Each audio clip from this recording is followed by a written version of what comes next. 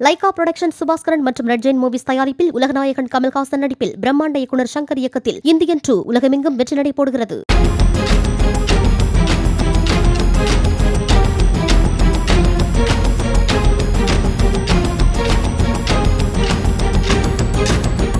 சென்னை சாலிகிராமத்தில் கணவன் மனைவி இடையேயான சண்டையில் கோபித்துக் கொண்டு தாய் வீட்டிற்கு சென்ற கணவன் திருமுருகனை அழைக்கச் சென்ற போது குடிபோதையில் இருந்த அவர் மனைவி புஷ்பாவை கத்தியால் குத்தியதாக கூறப்படுகிறது.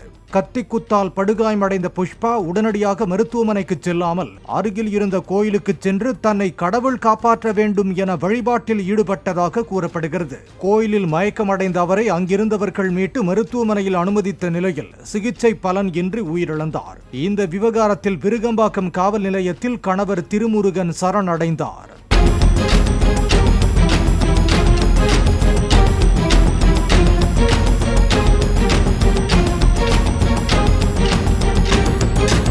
லைகா புரொடக்ஷன் சுபாஸ்கரன் மற்றும் ரெட் ஜெயின் மூவிஸ் தயாரிப்பில் உலகநாயகன் கமல்ஹாசன் நடிப்பில் பிரம்மாண்ட இயக்குனர் சங்கர் இயக்கத்தில் இந்தியன் 2 உலகமெங்கும் வெற்றி நடை போடுகிறது.